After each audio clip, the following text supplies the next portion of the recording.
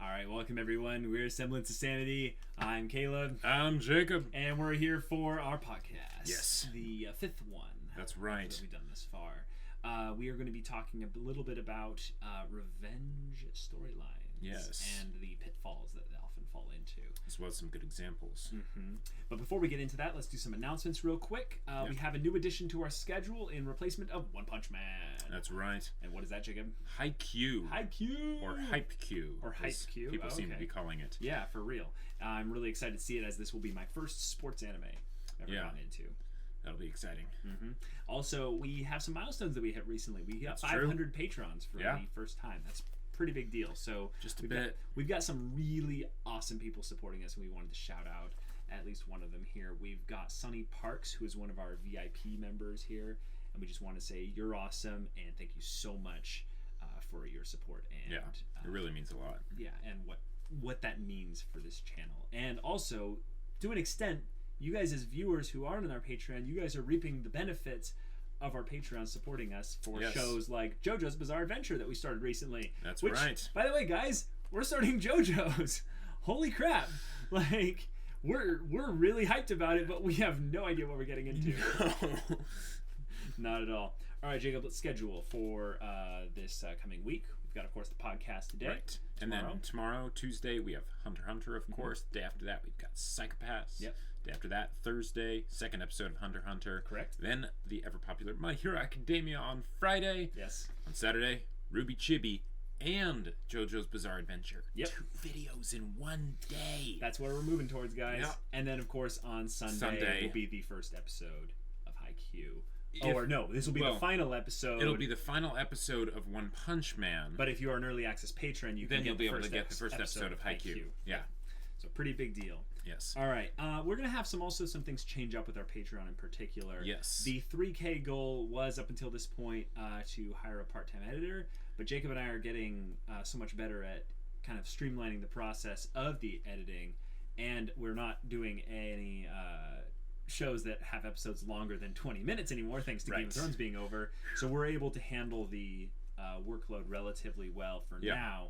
But we'll be launching a website instead at 3K. Right. Yes. So what that entails is we're going to have all kind of general Semblance of Sanity info in a hub there. Yeah. We're also going to be getting a P.O. box in conjunction with that. So if you guys want to send us stuff, potentially of things you want us to react to in the future, or, whatever, just letters or anything, we'd love to see them. And anytime we get up to, I'd say about maybe 10 things in particular, we'll do a weekly video that we'll put into a new slot, potentially with the podcast, maybe adjacent to it on like the day prior. Who knows? We'll see about that. But that's the gist of it. So that's going to be going up soon. Yeah. We're moving and grooving up at Patreon, guys. It's really, you guys are amazing. Really big deal. Thank you so much. It means so much. Okay, so with this whole revenge stories, like what's your thoughts in general on them, Jacob? It's not so much used in anime very often, but in the West it's used a lot, and there's reasons for that, because you know how we've talked before about how it's very important to have aggressive character introductions, right? Yes, that was and the it's previous very important podcast. to have the main character care. Mm-hmm. Well, one of the ways you can do that is have a revenge story. Yep. Build up this main character, and then have everything that could possibly go wrong for them go wrong in the beginning. Right? In the beginning. Yeah. That way, then you're invested in see what happens next, right? Because they gotta at least get payback for it. And that allows the main character to experience some very visceral emotions right from the get-go. But one of the problems with that is that if it's overdone, then those visceral emotions end up not really affecting the audience. Yeah, because they don't really, it's same old. Yeah, they don't really hit home. The whole thing seems contrived, and it's more of a saturation issue than it is actually the revenge story being a bad trope in a way. Because there's a reason it became common. Yes, exactly. And it works particularly well with action stories, because one of the problems we have in kind of these superhero, kind of super dad getting his daughter back from the bad guys kind of thing is that you need a reason for your hero to go and do things that aren't necessarily heroic. Yeah. Because the ends justify the means. And you'll find, actually, in anime in particular, revenge stories are shifted to the side characters. They are generally not as much put into the main character perspective.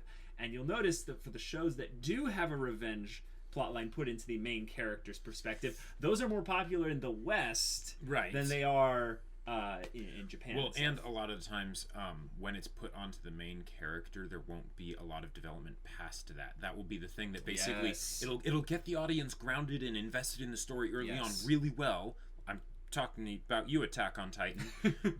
But then that just becomes the one sentence summation of the main character, and nothing else. That was really so happens monotone, with it. Jacob. You're almost like delivering the actual feel of what it's like to have a stereotypical male protagonist with his revenge plotline because the bad guys killed his mother. If you ever get to a point where something horrible like that happens to a character, and the response from the audience is either monotone or even worse, laughing, you know you've done something wrong. Unless, of course, you're JoJo's.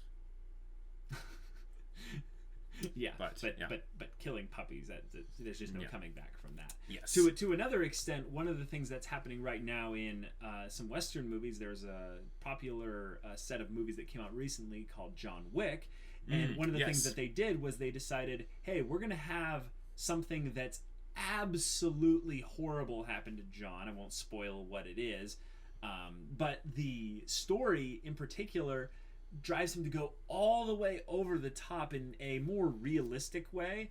Not realistic for the character, but realistic in terms of the action. And it makes the story much more grounded because we all go, oh no, they didn't. They did not just do that. Okay, go John Wick, go and kill all the bad guys. Okay. What makes that, I would say, compelling is that they're avoiding a lot of the same old stuff by packaging it slightly differently. But if you think about the actual character of John Wick, there's all this extra stuff that they put in there as well that makes it just a cut above the rest. But if you look at the story critically amongst just general stories, it's still another revenge story that doesn't have a lot of depth to it, unless you maybe count a little bit of the world building in the sequels. I thought most of the awesome depth that came from John Wick was the idea that it still did the revenge story thing and it did it well, but it was also kind of making fun of those revenge stories. It was. And that I would say was where I got very most subtly of the enjoyment from it. I would say most viewers are not going to catch the fact that John Wick is slightly parodying at least the antagonist side of things.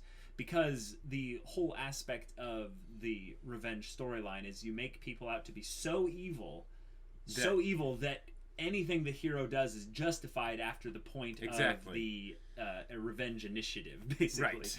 And that in my opinion is a lazy form of storytelling. It is not a bad form of storytelling. It's just a way it doesn't betray a lot of creativity. It doesn't inspire a lot of creativity from the author, the creator, the writer, the showrunner, whatever. But it keeps things simple. It keeps things simple, but to an extent, if you want to do a story that's going to hit like a very specific set of beats well, keep it simple, stupid. That's the motto to live by in that regard. I like revenge storylines where it relegates it to a side character. And then they have actual development involved with it. Right. I've noted that that's actually a lot of the way things are going right now in anime in particular. Is you'll have the main character who is going on a goal journey. Right. And you'll have the main side characters. Not those tertiary characters. The main side characters that are like the second, third, and fourth or fifth characters. And at least one of them will have some kind of someone did something to me. Yes. I am now on a path towards justice, and then it will be a blend of revenge and justice, and it'll be them teetering on the edge of those things, and it can be done well, or it can be contrived, or some kind of pendulum swing in the middle there. But and one of the things about those, when you have it be for a main side character like that, you wanna the storytellers want to make sure that they basically make it be a good revenge plot, because here's the thing. One of the biggest strengths of a revenge plot, for the main character anyways, is that you see it happen, right? Right. And it just gets you right where it hurts, right? And you can't help but sympathize with this character who's now empathize, with this character who's now on a revenge plot because you saw the horrible things that happened.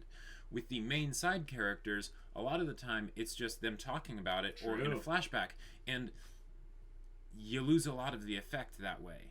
So when you have it be for a main side character, and there are ways to do it well, Caleb is going to bring up some later, but you have to make sure that you keep the... Here's how you do it. You actually tie it to the main plot of the story. The way that you actually make sure that the main side character is a main side character is that their story is tied to the main plot. Otherwise, they're just a side character. The characters that I'm going to bring up are both tied integrally to the primary plot of the entire story.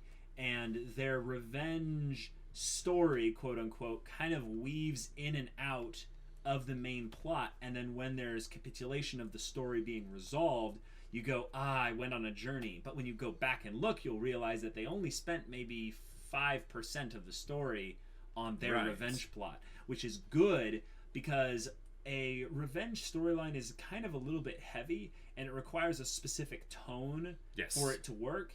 And if you keep that tone towards the kind of the side character sort of thing, it feels like it detracts from the main character's tone, which is generally a lot more positive, a little bit more hopeful, not as heavy.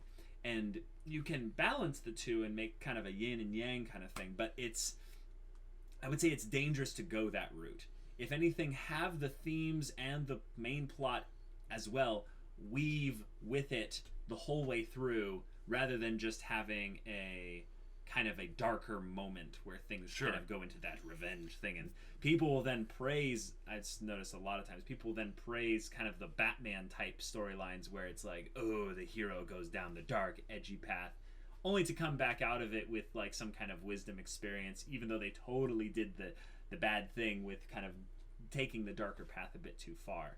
I like it when it's more about, you know, walking on kind of that narrow line of being, you know, towards justice, but also, you know, basically drawing from both sides. There's better balance within there that way. Well, yeah, and you can do it both ways.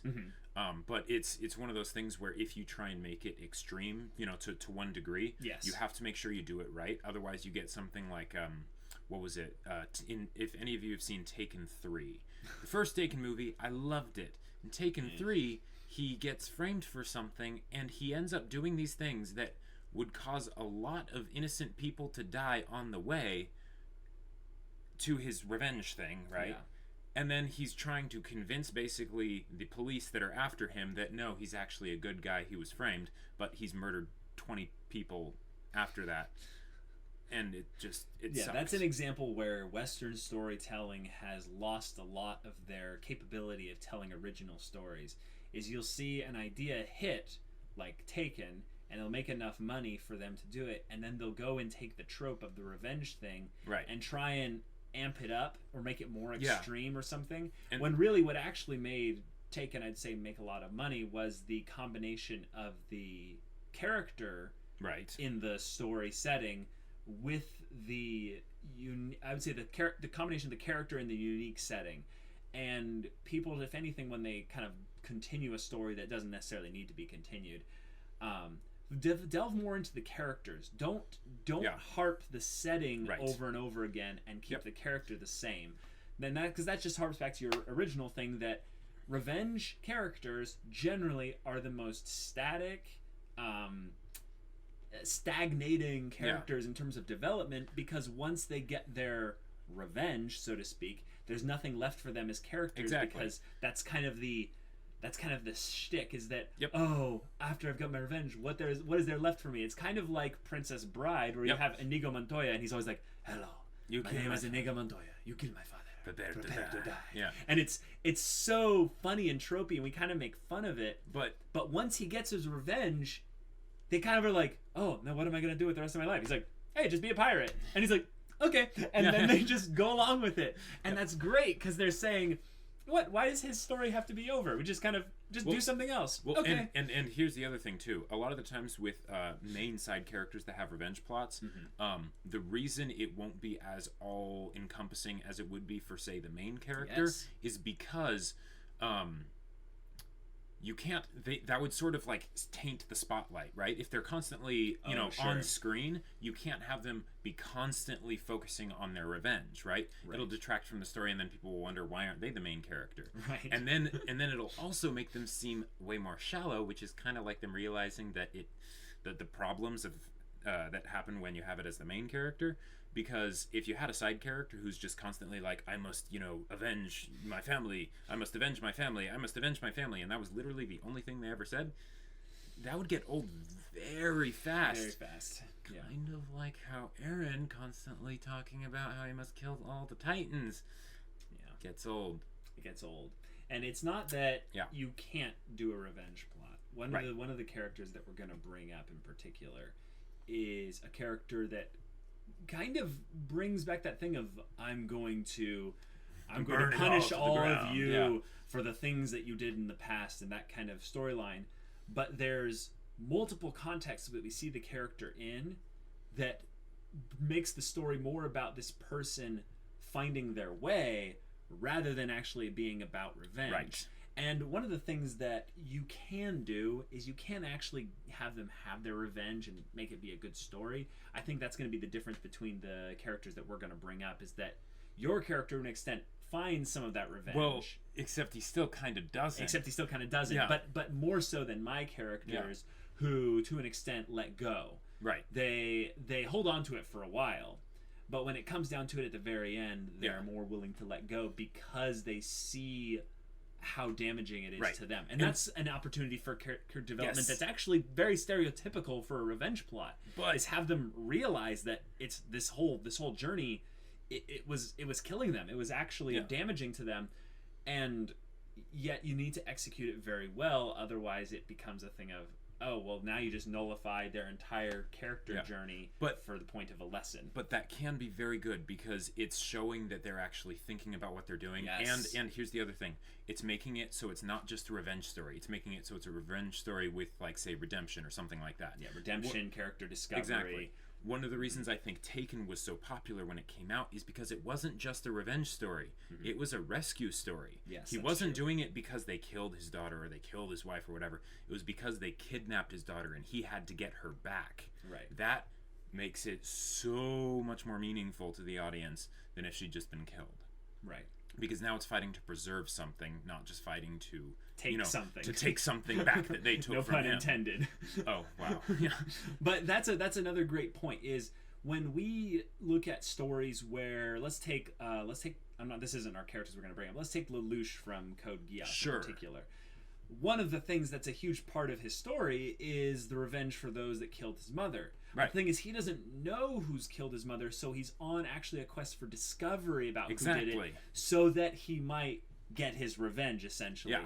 But in doing so, he ends up getting all these other goals that supersede the revenge goal in a more positive light, I would say, while others tend to be a little bit even more darker. Yeah. So it's a thing where revenge storylines lead to different storylines, which is also, I would say, relatively good. Because again, revenge is a great way to start a story. Like, as long as you do it well and don't make it just be canned, right? Yes. But it is a great way to start a story, but usually the problems come later on when you actually have to follow through with it. Right. And it just doesn't feel as real to the audience as it does to the character when it first started. Right. And it creates really dramatic moments for a character who is a walking contradiction if they are in a revenge plot. Oh, yeah. And one of the things that Jacob and I really like is characters who hold contradictions in tension. Yes. So you can see that there's actually internal struggle going on with them in addition to their external struggle, which is, antagonists and environmental stuff basically making it difficult for them to achieve their goal, whatever it is. So when a revenge character has, say, a morality kind of thing like Batman, where he will go and get his justice in the streets, at night, he also has his rule of not killing anyone. Right. So it makes someone like the Joker in the Dark Knight movie a really good antagonist for him because, you know, when, spoiler alert, Rachel dies in The Dark Knight, he kind of goes on a little bit more of a darker spree towards just finishing the Joker, but he's still also not willing to kill him, despite there being that potential for a really canned revenge, you know, kind of storyline. I think that's a great example of it being done well in something like Batman. Sure. And I think that story, The Dark Knight, is good for a bunch of other reasons, but that was a place that they could have had a pitfall within the story, and they deftly avoided it. Yep. Another way I like to think about it is, imagine if in The Lion King, Simba had been on a revenge quest. Yes. That would have been bad. That would have sucked so bad. That would have been horrible. That would have been awful. I mean, to an extent, it's a kid's story, so they can't really focus too much on those darker elements and stuff. But one of the things that they kind of make up for it is, instead of having it be a thing where he dwelled on his revenge as he grew up and it formed his identity, it was a thing where once he came back, he was given new information, and now he has a little bit more of the temperance and maturity to handle this information, while still saying things like, "You don't deserve to live." When he delivers that, I think it was Matthew Broderick who voiced Simba at that time. I think so. Yeah, he delivers it so chillingly well that even Scar has this like, Simba, yes, I have family, and it was great because we felt what was taken from Simba as like, yes, Simba, now you're finally at a place where you can basically take action against those that wronged you.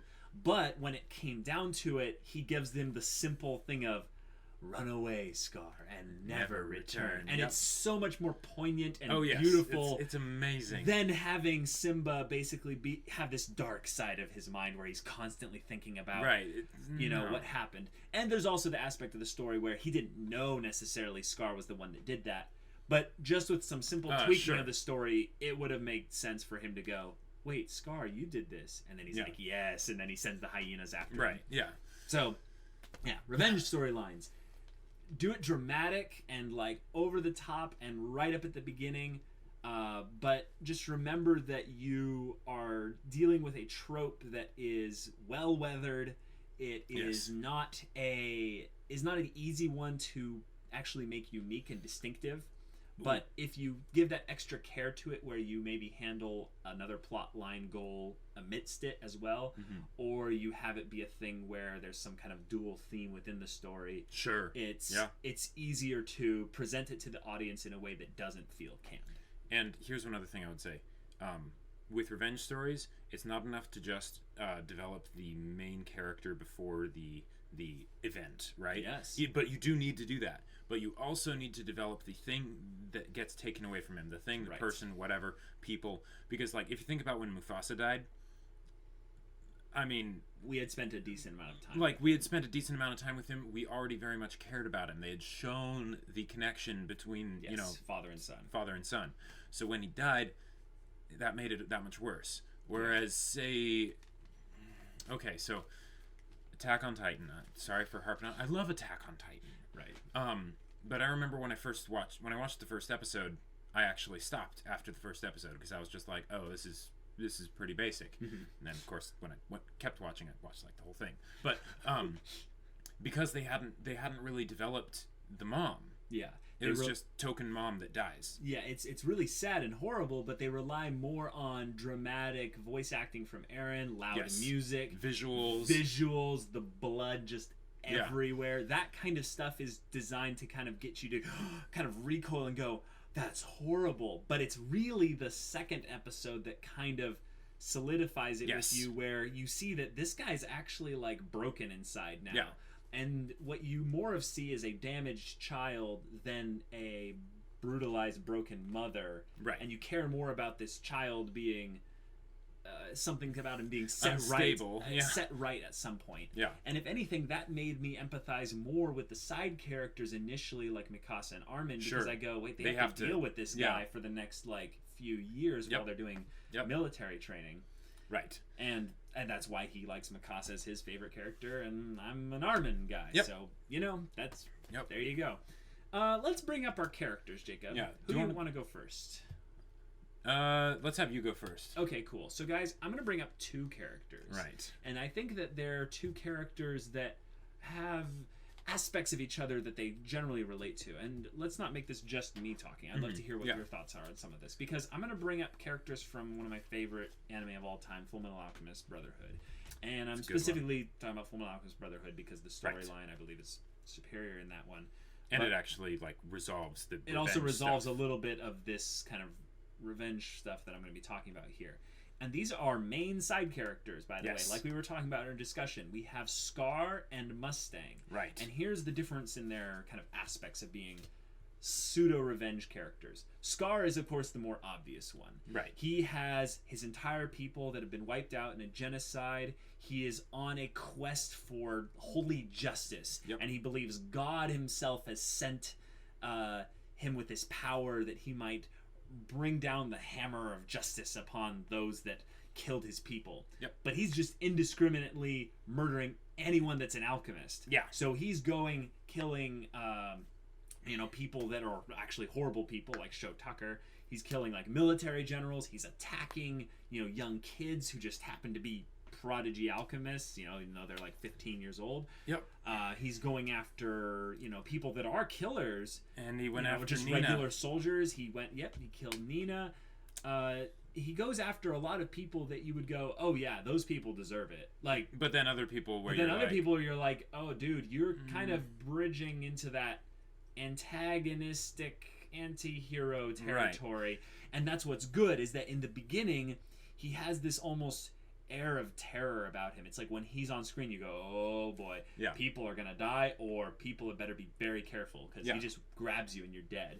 So with his character going from there towards something better, we see that even as his character starts to let go a little bit of the revenge thing, as he gets more kind of awareness of what actually happened, we are constantly reminded by the brutality of it through other characters that experienced that thing. That was what you were going to bring up. Yeah. And so by having, sorry, go ahead. Well, you're chomping at the bit. So that is such an amazing way to emphasize the brutality of something like that when you're on a main side character, because like we said earlier in the video, one of the main benefits of having it be the main character is then you're right there, you get to see it. Yes. In this case though, with Scar, in a lot of ways, it was even better than that, because we have been hearing about this the entire time. Yeah, all the other main side characters seem to have some sort of PTSD from when they actually did the killing. Yes. So, we are very much on board with, yes, that was a horrible time, and we're constantly getting to see bits and pieces of it from their own perspectives, and realizing, oh yeah, this is why Scar's doing what he's doing. Right, and it makes him less of a, now I'm going to go do this thing of his own free will. He feels almost burdened by the weight of the deaths of those from his past, much in the same way like someone like Louis Armstrong, Hawkeye, Mustang even, are holding on to the guilt and the shame of what they did in that war, so that Scar's actions feel not just justified, but we actually are that war, you're not fully responsible for this in such a way, because that war brutalized and kind of created something like you. Right. And to that measure, that brings up another interesting point, in that it's not the alchemists that are getting dehumanized. In a way, it's actually Scar, because he's the one that's seen as kind of the object of vengeance coming from, almost this harbinger of doom, as saying, the toll is always paid, eventually, and kind of this thing of that their sins are catching up with these alchemists, even though many of them are heroes. Like Louis Armstrong in particular, he went to the Ishvalan War, and he was involved in the killing and stuff, but he intentionally left. He decided, no, I can't do this anymore, because the trauma of it all got to him more than it even got to everyone else, and the poor guy, he couldn't handle it. Oh my gosh, who doesn't choke up a little bit when they see him, this massive guy who you know is just a big teddy bear holding the dead body of this kid and just being like, why? Weeping. Why is this happening? And he's weeping. There's the part where he decides to alchemy, use up a wall to basically keep the citizens, the innocents, from getting away while they're just getting mowed down by gunfire. Yeah. And it's this really chilling moment where we go, oh, I totally know where Scar's coming from. If that happened to my people, if that happened to my family, to those things, I don't know what I would do. And that's the thing where you don't really know exactly what's going on in Scar's head because he's so reserved and stuff. But when we get towards the later part, he becomes more wise, he becomes more tempered, he becomes more balanced, and he ends up actually being the one that saves another character, Mustang, who we're about to talk about, from going too far down a dark road with their revenge storyline when his was based around just one person being taken away from him, and Scar has had to deal with his entire people getting wiped out. And they also did that, and with Winry with Winry as well. Yeah. Where they did that so well because it was a point where basically Scar was able to accept the need for vengeance from someone else because of the things that he did. Yes. And it was just great because it makes you empathize and sympathize with the character so much more because they're not being hypocritical. Right? They're holding themselves to their own standard. Yes, which is a very a very uncommon thing for characters in revenge storylines, because they don't see themselves ever as being in the wrong, or even potentially as someone else who's against them as being in the right. Right. So with this, we get Scar, who eventually gets to cross paths with Mustang, and Mustang is also someone who essentially they should be mortal enemies with each other because of what Mustang did during the war. Yep. But Mustang, unfortunately, I think he gets a little bit more of the, oh, but it was horrible for Mustang because he lost Hughes. And with that person's death, we are constantly reminded about it in a way that's not as, I would say, natural as the Ishval and Civil War part, because there's things where they bring him up as kind of a thing of, oh, what a great guy he was, oh, how he like helped me in my past and all that. And it's a constant thing of saying like, he was what was good with this world and you took it away from us. So when we finally get to Mustang coming to the one that killed Hughes, it's quite something because he goes crazy. Yeah. Like he goes all the way down the deep end. And okay, and I would say I'm really glad that you picked those two for this discussion, because they have a lot of similarities, but they're also great mirrors of each other. They're great mirrors of each other. Scar's thing was a bit more impersonal because it's genocide. It's too big to really comprehend. To an extent, there was the personal aspect with his brother. Right, there was the personal aspect with his brother, but it was just this so horrible. How could we fathom it? Right. Right. And then with Mustang, it's just the one person that was his best friend, and they spent a lot of time with this character so that when they died, it sucked. With Scar, the people he's wanting revenge against, some people deserve it, some people are still like beating themselves up over what they did. Whereas with Mustang, he's going up against someone that's just a monster, just like to an scum. extent. We as fans were hyped out of our minds by the fact that Mustang was finally getting his capitulation of his revenge storyline. But once we see how far Mustang is willing to go, we're actually unwilling to kill the monster in our own hearts to an extent, because we see what Mustang is becoming. Right. And Mustang represents the character that's willing to own kind of the sins of his past, but is unwilling to dole out even the slightest bit of mercy for someone that took one friend of his. Right. And I'm not trying to put a numbers thing where you can compare genocide with the killing of a best friend, but when you watch the scene, it's like a full 5 minutes of Mustang going and essentially torturing someone to death. Yep. Because of them killing his best friend.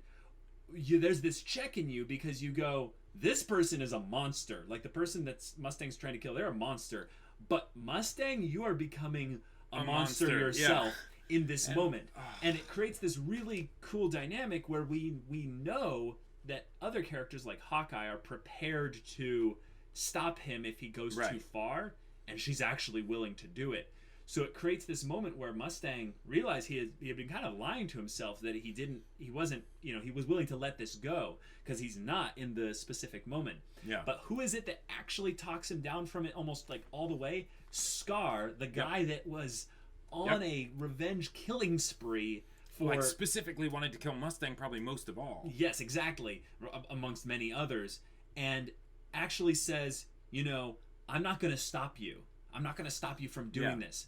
But you need to look ahead and think about who you're going to be, because I would be terrified. I'm paraphrasing here, but it says something like, I would be terrified to think of what would happen to this country if it was being led by a man that was held captive by his past and by that, or by his own rage or something.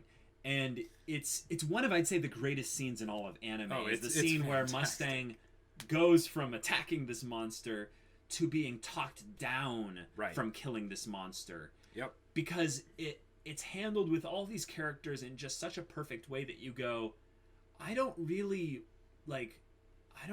want him to have his revenge or his justice.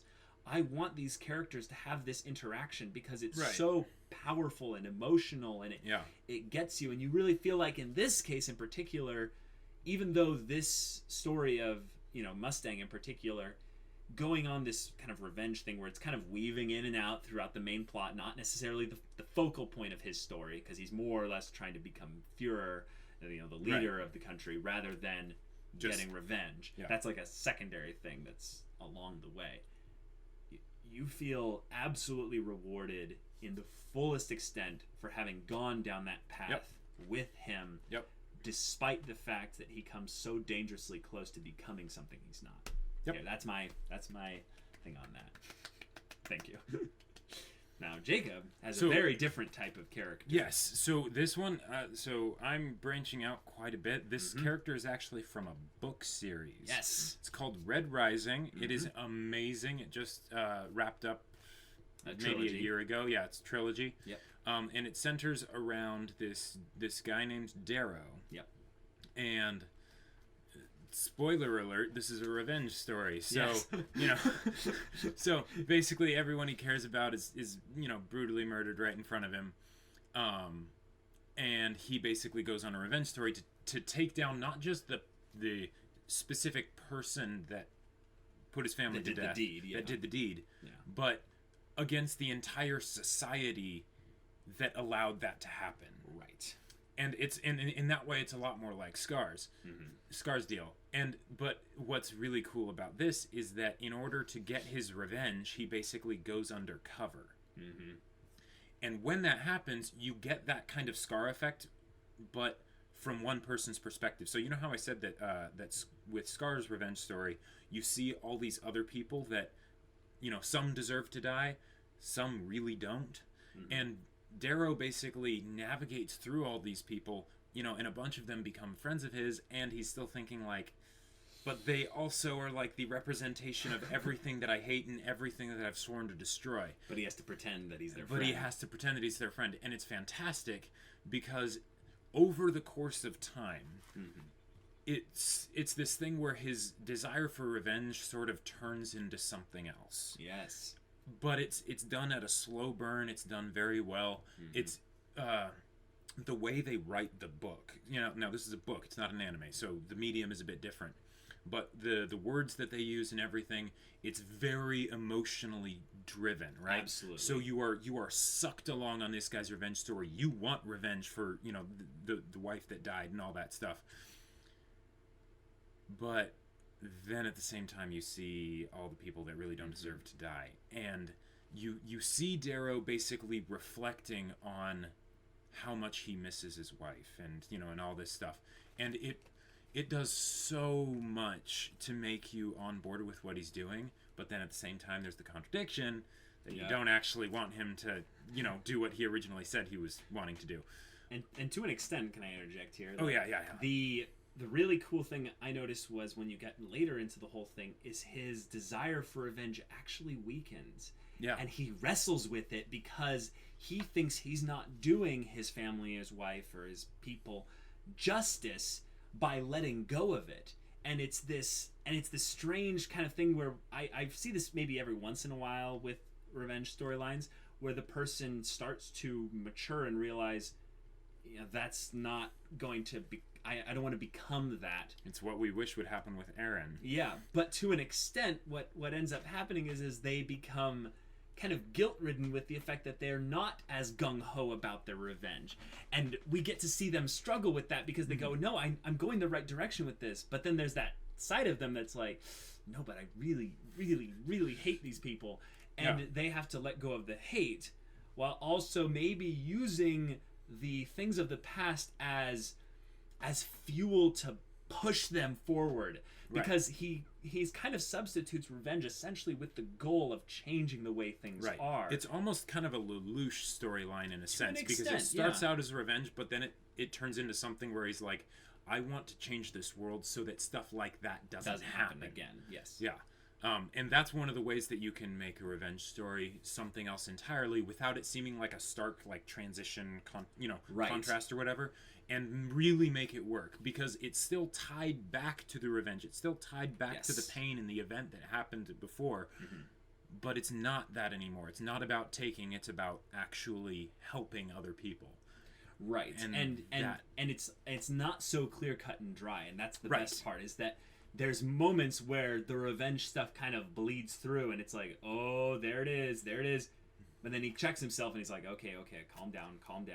I got this. I don't have to have that be the only thing that's defining me. And I would use that as a good way to recommend this story. Is a lot of people nowadays are trying to hit on that sweet new young adult kind of pseudo fantasy sci-fi kind of edgy plot, and there's too many of them that just kind of copy pasta, the same kind of thing.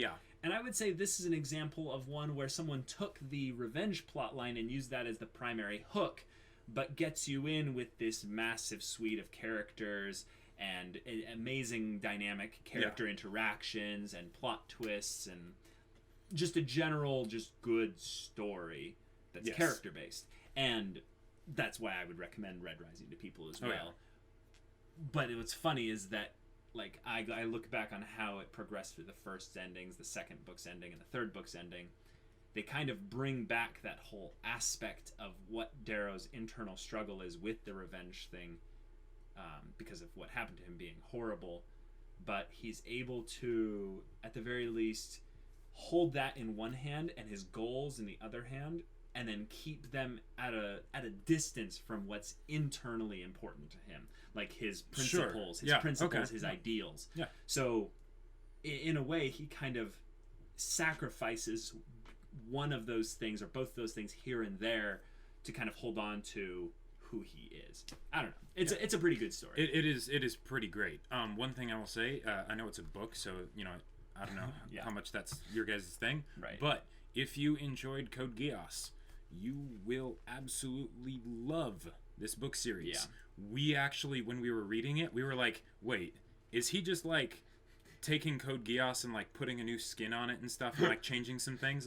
Well, there's a lot of differences. There's a lot of differences, but there were some incredible similarities, so much so that in the story. We actually went to a signing where this guy was there, and we were like, so, and I think I asked the question. You were the one that asked the question. So I was like,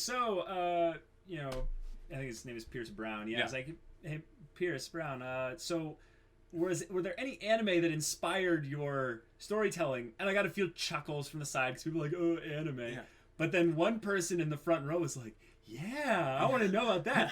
And he was like, well, there was some inspiration and stuff, and I mentioned Code Geass, and he's like, oh shoot, I haven't even heard of that. That sounds awesome. so he went to go check it out and stuff. But I think that's a really a good point to bring up just randomly, guys. Is I know a lot of people like to look at anime as a niche thing. It's not really as much anymore. No. It's bridging from niche to mainstream. Right. So people who create stories and stuff are looking at anime for inspiration. I just bring that up. Which is pretty cool. Is that we as storytellers and maybe also story writers or story creators and stuff, we can really draw a lot by looking to anime. Yeah, just not Boku no Pico or like that. Yep. not that. That is true. There will always be those anime that you should not draw inspiration from. But anyhow, we're gonna move on to Q&A here. So we've got first question from Isotropy Anime. Love your questions. You always give the greatest like random lists of great questions, and they just kind of make us chuckle. I don't know where you come up with these. I don't know where you come up with these either, but they're fantastic. So the first question he asks is, if you had your own country, what would be the most important rule? Mine would be about food, like 100%. It'd be like food quality has to be stupidly high. I don't. Well, my question is like, is this like a hard fast rule? Like, don't kill anybody, like a law, right? Or is it like this is a tenet that we hold as like a core part of our being? You know. I just chose something easy because I didn't want to think about it too much. What would be yours? Excellence. That's a great rule to live by. Would you rather have strong armor and a weak weapon, or weak armor and a strong weapon? All right, so we'll just say which one do we want to be strong in 3, 2, 1. Weapon. Armor. Yep, I knew it. I know. I was like Jacob's gonna say armor like every time. That's just okay. All right. Here's the thing. There is no point having weak armor. If you're going to have weak armor, then just have no armor. You can be a Jedi, right, with a lightsaber and it doesn't just say no you armor. have to keep it on. Right. It doesn't say you have to keep it on, but like the idea that it's like you're wearing armor but it's weak, it's like that. That just makes me want to. I just know that because of the way society has moved in the modern era, armor is kind of a thing of the past. And if it was, I know. If it was, but the way a lot of people in sci-fi like to bring up things is they'll do these pseudo armor things, and that's where it gets kind of fun again, and also very practical. But it's more of the rule of cool thing than actually exactly. It's practical. more just for the character design than anything else. All right, so I love this question. Would you rather be an airbender, firebender, earthbender, or waterbender? So we already know the answer to these questions. We took a test in particular that was pretty well done that was also talking about which bending style would you naturally fit into, and we found out that ours would be very similar, actually. So do you want to rank them of like which one you would want to be from like 1 through 4? No, not really, because I haven't really thought about it beyond the first one. I would probably rather be a waterbender, but I would probably end up being an airbender naturally just by pick. I would want to be an earthbender, after that firebender, then airbender, then waterbender. Okay. Yeah. All right. Do you like water slides? Final question from Isotropy Anime. Yes. No. Yeah. Who doesn't like water slides? People that like, well, my mother died on a water slide. It's like, it's horrible. No. All right. So we got next question from Mariana Skarsgård. A question: do you think that Jaime Lannister is the Valonqar, or maybe even the prince that was promised, Azor Ahai? I think we mentioned this on the stream recently. Yeah. So I don't think he is the Azor Ahai, but I think a lot of people could be Azor Ahai. But yes, I do think he's the Valonqar. For sure. Absolutely. Yeah.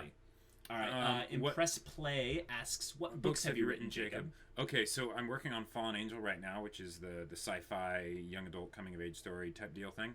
I haven't published any yet. I did write one before this that was like the crap one that I just wrote so that I knew that I could actually start and end a draft for a book. Yep. And it was basically when I had quit Dota 2, and it was basically just a MOBA, like a way to vent the fact that I was like, I want to play Dota 2. I think it would have made a great anime, guys. It would have been basically... It would have been like a terrible like esports slice of life sports anime. Yeah, I think that would be great. Yeah. But you know... it is what it is. Sean Kenny. Oh, what do you think of Raven from Ruby's character introduction? Since she had multiple, her first appearance in Volume 2, her weird post-credit scene, and her scene with Crow in Volume 4. Well, I think that's a great character to bring up in Ruby that betrays a lot of the really mysterious character world building merging that they do in this show. Yeah, like. I loved her introduction in book 2. Mine too. Saving Yang. I thought that was awesome. Like, because we instantly have a lot of rules that get shattered. Exactly. Once she comes out through the portal and leaves through the portal. We go, okay, that's obviously her mom. Right. Obviously. But what? Yeah, like what? Portals, like really? We don't know if she's a good guy or if she's a bad guy. If she has, and the thing is, it was something where it was very much set up so that her design looked like she was something sort of in between, and that's very exciting. And the fact that they were able to convey so much in such a small amount of time, and I'm just gonna say this, it was entertaining as heck to watch Neo's eyes go white. Yes, that was and great. Just nope. All right, next question. What do you think of how Raven has been handled, and is it a good way to set up a new character? I would say there's some good and bad. Yeah, the post-credit scene being retconned, not as much. Yeah, but you have to excuse that because Monty was taking the series in a slightly different direction. Yeah. And him passing away, rest in peace, buddy, we'll miss you, is difficult for writers to kind of make everything blend perfectly into Volume 3. So that being retconned as like not having happened is fine in my opinion. But I think the way that you can know that the character's being handled correctly is how good was that scene with her and Crow. Right. The amount of tension you could cut it. Like you couldn't cut it. It was so thick. No. Like it was fantastic. It was very good. One thing I would say that would be a way that you could improve her introduction is to make it so that throughout that, like in between that point from her introduction where she saves Yang to when like her and Crow talk, or when Yang starts asking Crow about her, have Yang more be thinking about it. Yeah, because with something that impactful, right, you want it to at least know that they haven't forgotten about it. Right. It's brought up a little bit in Volume 3, but it's kind of like, they finally, they brought it up. They could have brought it up But that's a thing of where RWBY is an ensemble show. Right, so and it moves at a very clip pace. So, so we can't give deep, slowed down story development for every character in every season. Yeah. All right, so next question. And since I know you guys love talking about payoffs, what are some good directions that Raven could go as a character now, since any potential in her so far depends on where or how she goes? That's a great question. That is a great point, yeah. So I would say the main direction I would see for her is we need to know where she lies as that third faction. Right. So we know that she has a tribe that she's leading. And we know that she's connected somewhat to the Spring Maiden, potentially. Yep. But we don't know is... what is her goal? We know what some of her principles are, and we know that she's not a great mother, and we know some things about her past being that she was what broke up Team Stark. But the things that they need to take of her character is having her eventually bump into people like Tai Yang again. Yeah. People like Ozpin through Oscar. People like potentially even villains like Cinder or Salem. Right. We really need to know, what does she know, who does she know, and maybe give her a goal. Yeah. I would say I actually wasn't too happy when I found out that there was some tribe, because that seems like a whole lot of other characters that they would need to introduce, and they would either introduce them poorly in the sense that they wouldn't give each one very much time because they're just sort of the tribe. Yeah, that's fine. Which is fine, but to that extent, it's like I would want it to focus more on Summer herself. Raven herself, right? Not Summer. That would be an interesting conversation. Yeah. But, because RWBY is such a short show, I don't think they really have time to introduce a whole bunch of other characters. To an extent, Jacob, RWBY as a show has short seasons, but it is not going to be a short show in terms of length. Yeah. I predict that we're getting at least 10 volumes, potentially as many as 20. Like, guys, 20 volumes of RWBY would be think about awesome. Think about it. RWBY is right now their new Red versus Blue. Yep. They're not letting it go anywhere. Is bringing more people into Rooster Teeth content than I would say anything else. Yep. If anything, I'd say there's a lot of people that just do RWBY and they don't care about Rooster Teeth as a whole. But I would say Raven as a character is one that's going to be around for a while. Yeah. She's endgame material. And I can explicitly say this because of the way they've set up Team Stark to be so integral to a mirrored RWBY character to some extent. Not necessarily Weiss, but Blake, Yang, and RWBY have very interesting parallels with some Team Stark members. And I think to an extent it's something where you can kind of look ahead and go, Raven is someone that will end up helping our heroes at some point before this whole thing is over, but she might not make it out of the whole story alive. I could see that happening. Yeah. All right, great questions though. Chin Wook, after yes. you react to a show, do you plan out your discussion section or let it be free flowing? Oh, you guys, we don't plan it out at all. Not at all. It's just completely spur of the moment. So like don't be impressed or anything. This is purely off of the fact that we've been doing this together for the last decade of just discussing stuff that we really love. Yep. Like one of the things in our kind of family dynamic is that I am the oldest of the family in terms of the kids.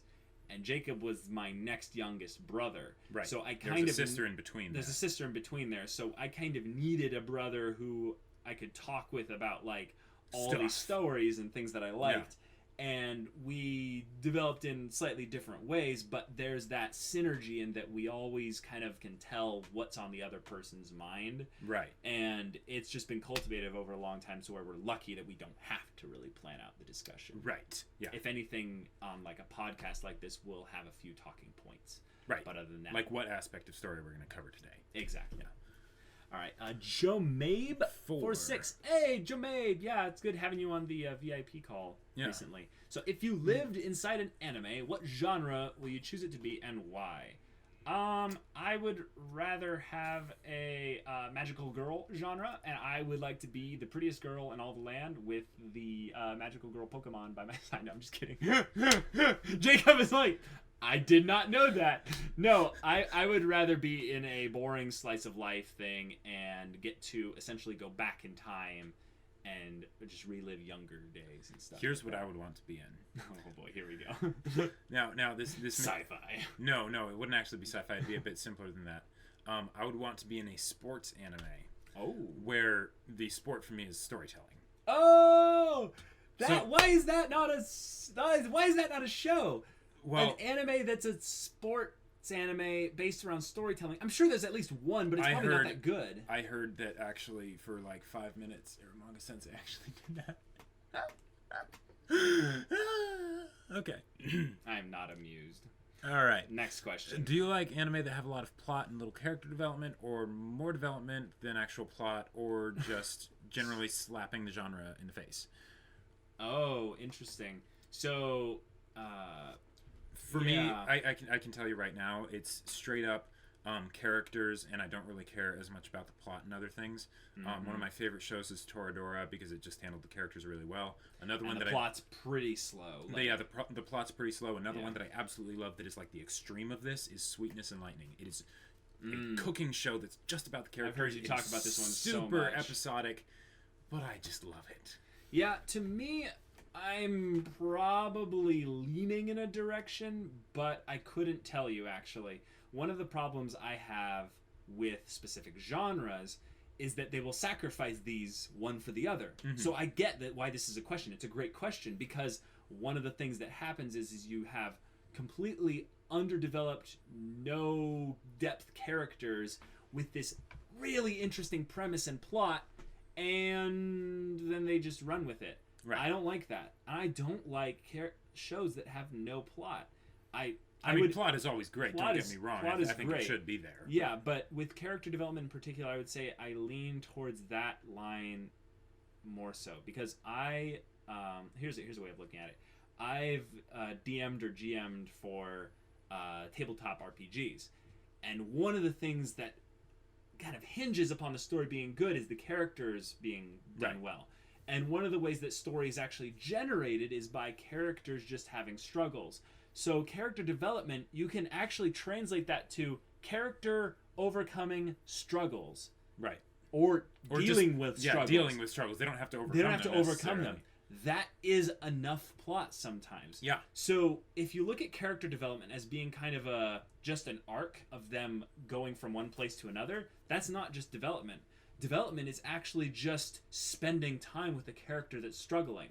And that is literally like all the story you need often. Plot ends up being kind of separated, I think, incorrectly to this other portion where it's like more world building or more like setting.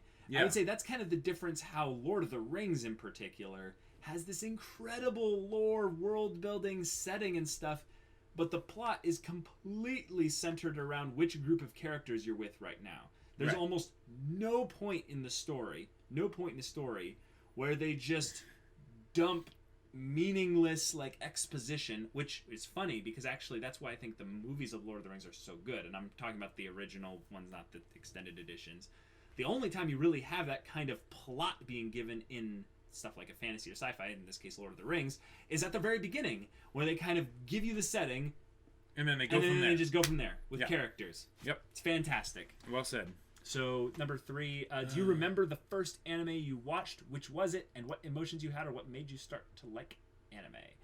Well... So, okay. So, yes, I remember. So, well, no. So, as far as technically anime... Yes, that's a great point. It was Bleach for him, and then Naruto for me, but before long, I dropped that and then watched Bleach. Yeah. But we were spoiled because I know this is technically not an anime, but we watched Avatar: The Last Airbender first. And that, in a way, shaped a lot of our enjoyment of stories. Yep. So we were spoiled in a way, but also we then... It was the hunt to find the next one. Exactly. We went towards shonen in particular because they were popular, and our friends were recommending them to us. But now, when we think back on it, the emotions that we had at the time were strong, but we were kind of just operating on the, well, this is all we have. Right. I remember there was a point when I was talking with my best friend, and I was trying to come up with like cool like ideas for anime or whatever, and they were all just different variations of vanilla shonen, right? Yeah. And he was like, that's not all anime is. And I was like, really? There's like I have no idea. Right. So that being said, I guess the gist of it is that the emotions we had was that we were looking for that new way of storytelling being presented to us. Yeah. And anime was the perfect way to show that to us in a way to where we were like curious of being like, wait, what other ways can story be presented? Absolutely, because I remember when I first when you first told me about Airbender, I was very much opposed to the idea because I was like, oh, that's a cartoon, Nickelodeon, really? What am I, a child, right? I'm 15.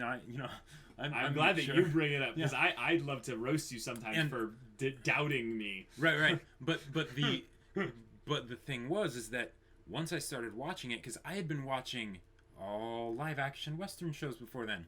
And the biggest complaint that there were two of the biggest complaints that I had was one, that they were all like, they were very formulaic in the kind of shows that there were, right? And they were almost always episodic. And then the other one was that, and it kind of ties together, is that because of their limitations of their budget, right? There were certain things they just couldn't do. Right. One of my favorite examples for this is the show Heroes. They had this great, it was not episodic, which was fantastic. They built up this idea of superheroes and they could do all these crazy things, but then they sort of like avoided ever actually showing them doing stuff because that wasn't in the budget. And then you get to things like anime or Airbender, and that's not a problem anymore. No, not at all. They can do whatever they want. Imagination is the limit. Yep. And that's exciting. That was exciting. Yeah. And that's maybe what the first initial thing was for us, because I think back to before I watched Bleach, and I used to play with Legos, and I used to come up with stories for these Lego characters where they were ninjas with powers through their swords, and they did all this stuff, and I wrote a bunch of it down and stuff. I'd basically come up with what Bleach is, except for the spirit side of it, or even to an extent what Naruto is. Right. And it's just like, yeah, these are people that were using our imagination, and we were getting to see that being played out of stories. So it was really cool. And that was very exciting to see. All right, so final question. Have you ever struggled to speak about anime with someone, and have you thought they probably will think that you are weird? And what are your thoughts about this? So, yes. Yeah. Short answer. But also, there's something more to it than that, because we have gotten past that. Right. Yeah. Yeah. I mean, now, granted, if there's, say, like a cute girl that I like, and I might not necessarily bring up how much I love Haruhi right at the beginning, but okay, so maybe we have different things on this. Give well, your but the thing is that whenever you're wanting to talk to somebody about something that you're passionate about, the passion is what speaks. Yes. What's the saying? People don't remember what you say, they sometimes remember what you do, and they always remember how you made them feel. Right. So it's about the feeling that's communicated. Yes. That's probably why. I mean, I'm guessing that's the reason why you guys actually bother to watch our channel. Right? We're passionate about the stories. Passionate about the stories. So that's I would say that's exactly what I was gonna say basically. But to add on to that, the passion is something to where you're holding onto it at kind of arm's length. It's not a thing where this is a part of my identity. Oh yes, yeah. One of the things that people can kind of get a little bit weirded out by when you're really passionate about something is when you hold it way too close to you as being this thing that's a part of you. And often this is one of the problems I have with people who get into things like sports way too much, like watching, sports in particular, is they'll get way too identifying with actually what's going on to where it becomes a part of them. It's those crazy stories about the people that beat each other up just because they rooted for the other team at the football stadiums or whatever. Right. It's also, to an extent, I'm going to poke a little bit at the anime community. It's like the shippers who get a little bit salty because their ship that they wanted to be canon just isn't going to be canon. Or the people, or I'm going to fire a few more shots here. Oh, here we go. The people who say Sword Art Online is trash, and then someone's like, hey, I like Sword Art Online, and then they immediately turn on them and say, well, you have shit taste. Yes. So one of the things that you can do when you're passionate about something is like burn too hot. Really, just really be over the top, because what'll happen is some people will go, oh, you're a little bit weird, but actually what'll happen is you'll find your people. You'll find out that there's a lot of other people who are willing to kind of let you into their life because they realize that you're willing to take that risk, whereas they're not, and they end up getting inspired by you, and you become friends, and it's awesome. I worked a customer service job in a smoothie bar at a gym, right? I was the only person there, so I could talk to the customers about whatever. It was great, but you would be shocked at how many people I met in there that are like the people that you would expect to be like the jocks and stuff, right? They're in like super good shape and stuff, but then you actually find out that they're way into they are way into anime.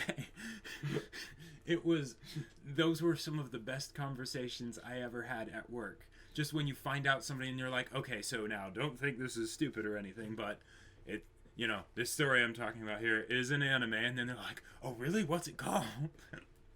That's another good thing, is it brings back our thing about anime moving from a niche market to a mainstream setting. Oh yeah. Is that you'll be surprised about who actually likes anime. Yep. One of the things that happened to me recently, not really recently, but I was going on a hike with some people, and I think I mentioned Baccano as being just this gem of a story that's kind of hidden out there and no one really knows about it. And they were like, oh, well, who plays in it? And I'm like, well, it's an anime. And they're like, oh, really? Like I've heard about that. I'm a really big fan of it. They mentioned all these kind of popular anime. And we were able to talk about anime that we liked that were really obscure. And the people that didn't watch anime at that moment saw how passionately we were talking about it and said, that actually sounds kind of interesting. I would love to watch a good starter anime with you guys.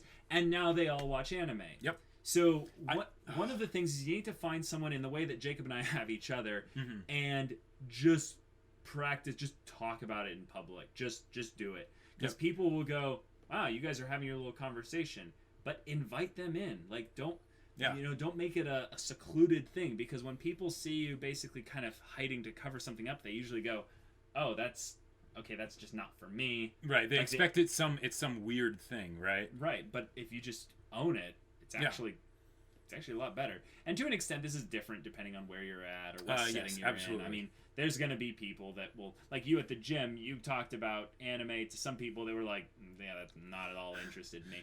Just keep going. Don't be downtrodden by just a couple people's feedback and stuff. One thing. Okay, so you guys know that Studio Ghibli shirt that I wear sometimes? Oh yeah.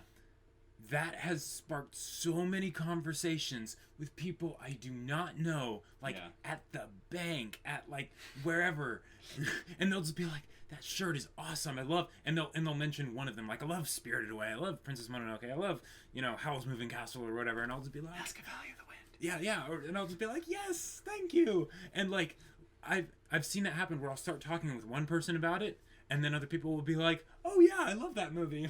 Just in passing, it's great. Yeah. So great questions, guys. In short, with anime in particular, I think this is a great thing to just kind of bring up.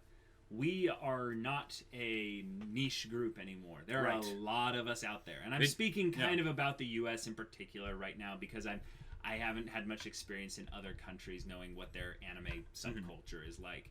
But yeah, be loud, be proud, and go out there and find some anime friends. Wear anime shirts and stuff like that because people will come up to you and go like, "Oh, that's really cool," and you have potential for friendship, conversations, and all the like. So it's good stuff. All right, I guess that's it. Well, we'll see you again next time. But until then, we're Semblance to Sanity. I'm Caleb. I'm Jacob. And we'll see you all next time.